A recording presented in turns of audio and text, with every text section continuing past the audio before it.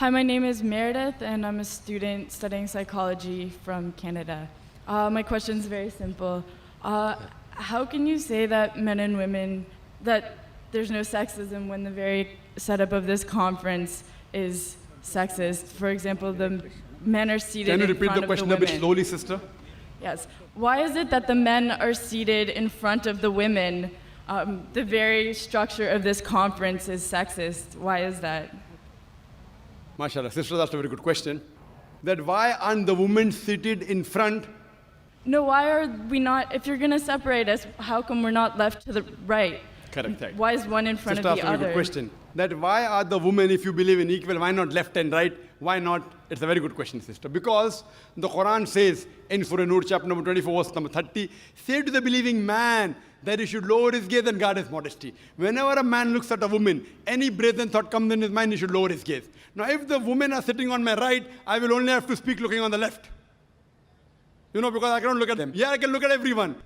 Sister, I cannot see your face also from here. You may look at my direction. If you want to see me close, you can see on the screen there, no problem.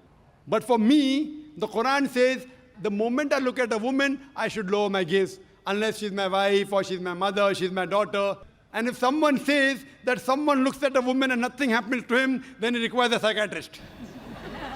So if you were here, I would talk to you like that. So you'll tell me, what an ill-mannered man is this? Showing me his back. Now my gaze is there. Knowing the microphone, I cannot see you.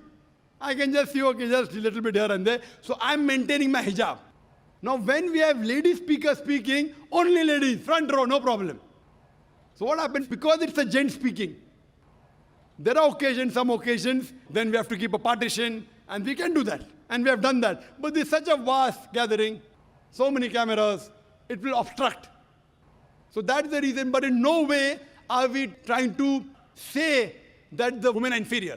That's the reason we have got a screen close to you, mashallah, especially for sisters who are sitting a bit more behind, so you can get the view.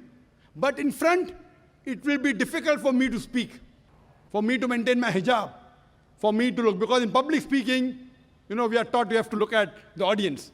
If the audience is a woman in front of me, I remember once I'd gone to the Gulf country, and I was called for a talk, and a ladies' organization. I always say that at least the front row should be gent, But they didn't do it. So half the talk I gave looking at the ground, and balance half looking at the ceiling. Down, ceiling, up. Believe me, I was in hell. Not because I was in company of ladies. I was in hell because half my lecture I gave looking at the ground, and half my lecture looking at the ceiling. I had to maintain my hijab.